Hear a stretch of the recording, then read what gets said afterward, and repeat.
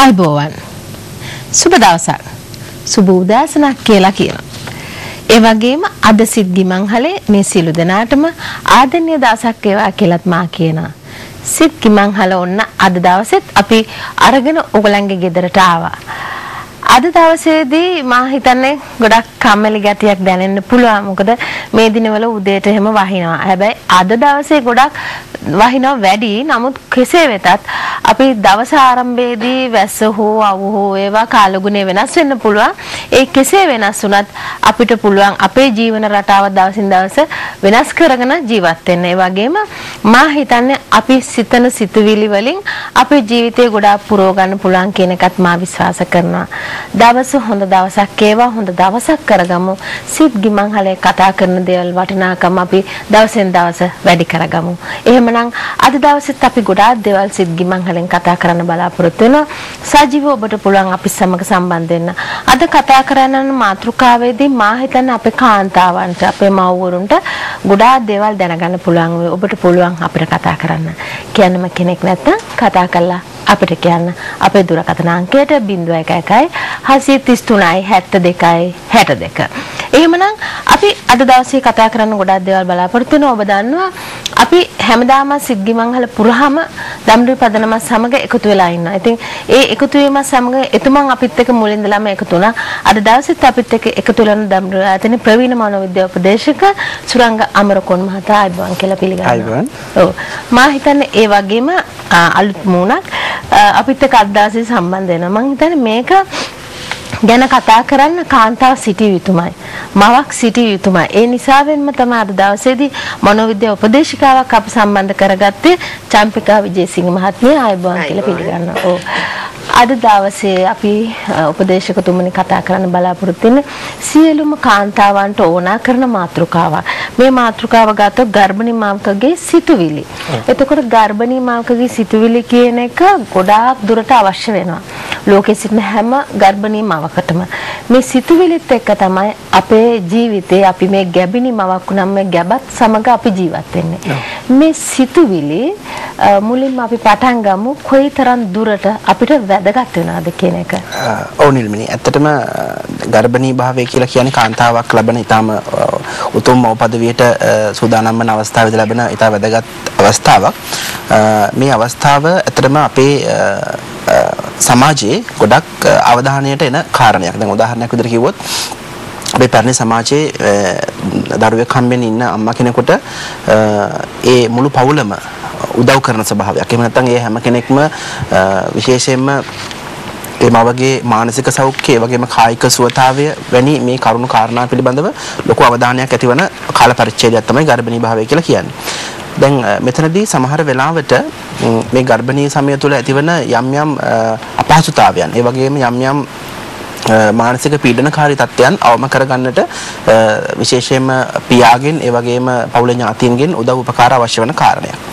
නමුත් සමහර වෙලාවට අපේ වැරදි අවබෝධයන් නිසා නැත්නම් වැරදි හුරුවීම නිසා වැරදි උපදෙස් පවා ලැබෙන කාලයක් කියලා කිව්වොත් වඩාත් නිවැරදි. ඒ කියන්නේ හරි දේ මොකද්ද වැරදි දේ මොකද්ද කියලා හොයාගන්න බැරිව මොකද සමහරට පළවෙනි දරුවා ලැබෙන්න ඉන්නකොට නම් ඒ අම්මට ගොඩාක් දෙනෙක්ගෙන් ගොඩක් උපදෙස් දෙනවා. සාමාන්‍යයෙන් අපේ සමාජයේ ගත්තාම නිල්මිනි නිතරම හැමදෙනාගෙන්ම අහන සිරසක් තියෙන හැමදේම කරන්න ගියාම මේක හරියද මේක වැරදිද කියලා සමහරට නොදන්න කම නිසා සහ අවබෝධ නැතිකම. නමුත් සමහරලාට අපි ආශ්‍රය කරන අයගෙන් අපේ පවුලේ ඥාතීන්ගෙන් වැරදි උපදෙස් මඟ පෙන්වීම ලැබෙන කාල පරිච්ඡේදයක් වෙන්නත් පුළුවන් මේ කාලේ. ඒ නිසා දැන් ගොඩක් කලාවට මේ පිළිබඳ හොඳ අවබෝධයක් ඇති කරගන්නට අවශ්‍යයි. ඒ නිසා ගොඩක් දෙනෙක් සමහර අය දැන් පොත්පත් කියවන ඒ සම්බන්ධ ලියවිලා ඇති පොත්පත් ඒ වගේම වැඩසටහන් ආරම්භනවා.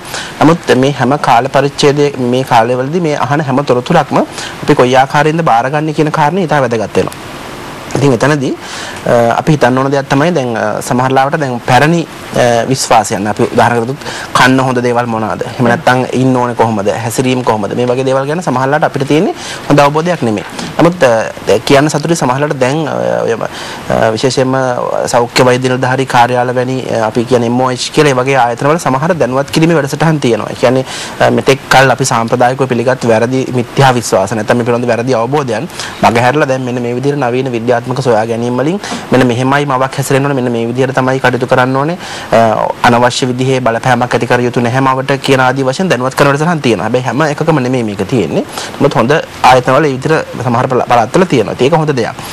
කොහොම නමුත් අපි හරියම වැදගත් දේ තමයි අපි හැම කෙනෙක්ම මම දන්නවා හොඳටම සැලකිලිමත් කායික පෝෂණය ගැන. ඒ කියන්නේ දරුවාගේ සහ මවගේ කායික පෝෂණය ගැන ගොඩක් සැලකිලිමත්. ඒ නිසා අපි කන්න කැමති දේවල් ගෙනත් දෙනවා මොනවද ඕනේ කියලා අහලා මේ විදිහට දෙනවා. හැබැයි අපි ගොඩක් කලාවට අඩු සැලකිල්ලක් තමයි දක්වන්නේ මානසික පෝෂණය ගැන. ඒ කියන්නේ මවගේ මානසික සුවය නැත්නම් මවට ඇති කරන මානසික පීඩනය අපි ගොඩක් කලාවට තේරුම් ගන්නේ නැහැ. සමහර ලාවට පියාගෙන් වෙන්න පුළුවන් නැත්නම් ඥාතියන්ගෙන් නැන්දම්මගේ මේ ආදී වශයෙන් ගත්තොත් එහෙම සමහර ලාවට මට පෞද්ගලික සමීක්ෂණ වාර්තාවක් කියවන්න හම්බුණා.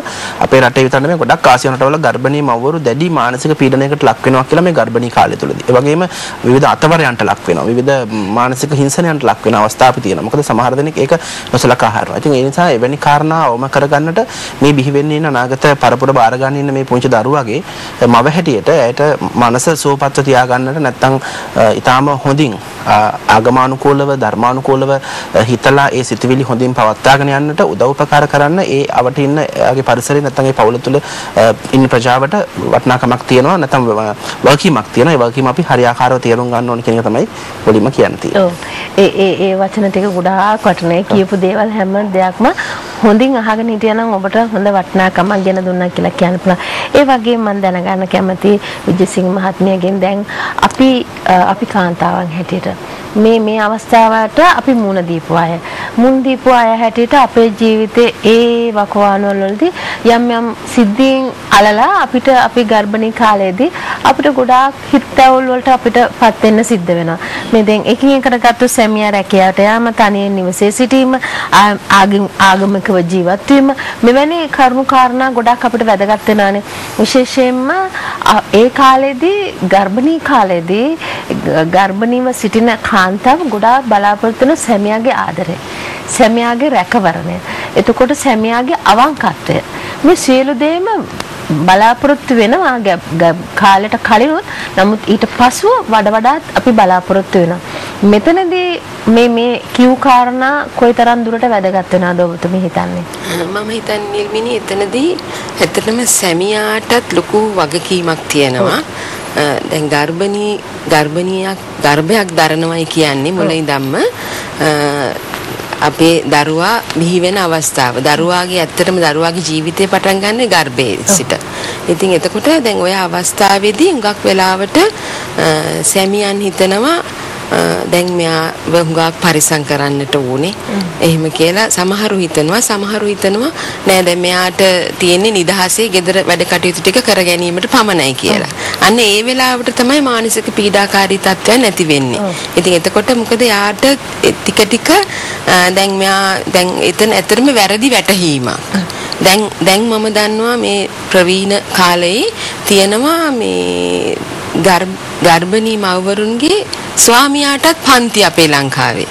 මම දන්නවා ඒක ඇත්තටම ඒක හරි හොඳ වටිනා දෙයක්. එතනදී මේ ගර්භයක් දරන මවගේ කොහොමද ඊට පස්සේ දරුවා පිළිසිඳ ගත්ත ගමන් කොහොමද ස්වාමියා උදව් උපකාර කරන්නට ඕනේ. ඒ වගේ ආකාරයේ දැනුවත් කිරීම අපේ රටේ දැන් සිද්ධ වෙනවා. ඉතින් ඇත්තට මේක වඩාත් හොඳයි. වඩාත්ම හොඳ දෙයක් තමයි ආරම්භ කරලා තියෙන්නේ. ඉතින් මේ මව මේ වෙලෙදී දැන් ගර්භයක් දරාගෙන ඉන්න යුවතිය හුඟක් වෙලාවට හිතනවා තමන්ගේ දෙමව්පියන්ගෙන් හුඟක් ආදරය ලබන්න ඕනේ. එතකොට ඒ වගේම හුඟක් වෙලාවට නැන්දම්මාගෙන් විශේෂ අවධානය ලබන්න ඕනේ කියලා. ඉතින් සමහර වෙලාවට ඕක දැන් නැන්දම්මාටත් අවස්ථාවක් එන්නේ නැහැ. එයා හිතන්නේ නැහැ මටත් මේ වගේ කාලයක් තිබුණා නේද කියලා. ඉතින් එතකොට අන්න ඒ වගේ අවස්ථාවේදී තමයි මෙතන පොඩි ගැටුම් ඇති වෙන්නේ. එතකොට අර තමාව නොසලකා හරීම කියන අදහසේ හිටියාම එතනදී හැම වෙලෙම මානසික පීඩාවලටපත් වෙනවා. ඉතින් ඇත්තටම අපි ඒ වගේ දැනුවත් වීමක් තමයි ඒ වගේ දේවල් ගැන වගකීමක් තමයි අපේ සමාජය තුළ ඇති වෙන්නට ඕනේ. දැන් ඔබතුමීට හිතෙන්නේ නැද්ද දැන් අපි කියන සැමියා රැකියාවට යෑම සැමියා රැකියාවට යන්න ඕන. ඒ කියන්නේ තමන්ගේ වෘත්තිය වෙනුවෙන් සහ පවුල වෙනුවෙන් සැමියා වෙහෙස මහන්සි වෙනවා. ඒ කියන්නේ ගර්භණීව සිටින තම බිරිඳට එතනින් හට බිහි වෙන දරුවට තමන්ගේ ජීවිතය ගෙනියන්න ඉස්සරහට ඔහු තමයි මහන්සි වෙන්නේ. ඔහු තමයි වෙහෙස මහන්සි වෙන්නේ මේ ජීවිතේ ගෙනලා දෙන්න. සමහරක් සැමියාවරු මෙතනින් බැහැර වෙලා තියෙනවා. මේ වගකීම් දරා ගන්න බැරි ස්වාමි පුරුෂයන් ඉන්නවා අද රටේ. ඒක දැන් භාර්යාව ගර්භණී කාලෙදී සමහරක් ස්වාමි පුරුෂයන් ඉන්න භාර්යාවට පහර දෙන තරම් වෙනි තත්ත්වයේ සිටින ස්වාමි පුරුෂයන් අද අපේ රටේ සිටිනවා. ඒතකොට බීමත් කමින් ගෙදර ඇවිල්ලා අනිසි විදිහට හැසිරෙන ස්වාමි පුරුෂයන් ඉන්නවා අද රටේ. එවැනි අය වැඩි කියලා මට හිතෙනවා අද දැන් අපි බලාගෙන යනකොට එවැනි අය වැඩි. එතකොට මා හිතන්නේ දැන් මේ තත්ත්වයන් උඩ ගර්භණී කාලේදී මවට ඇතිවෙන සිතුවිලි බොහොම භයානක සිතුවිලිනේ. ඒ කියන්නේ දුකටපත් වෙන සිතුවිලි. මේ සියල්ලම ගර්භණීව සිටින දරුවාට කොයි විදිහටද මේක බලපාන්නේ? ඇත්තට මේක මවගේ දුක සැප අනුව තමයි, දුක සතුට අනුව තමයි ගර්භයේ දරුවාගේ වර්ධනය. ඇත්තටම මුල මාස 2 ඇතුළත තමයි ගර්භයක මොළේ වර්ධනය වෙන්න පටන් ගන්න. මොළේ සෛල ටික වැඩෙන්න පටන් ගන්න. ඉතින් ඒ කාලෙදී අර මෙතනදී ආදරය, ගෞරවය, කරුණාව නැති වුනහම ඒගොල්ලන්ට හැම වෙලෙම දුකටපත් වෙලා ජීවත් වෙනවා. හැබැයි සමහර වෙලාවට සැමියාගේ රැකියාවේ වගකීම වැඩි කෙනෙක් වෙන්නට පුළුවනි.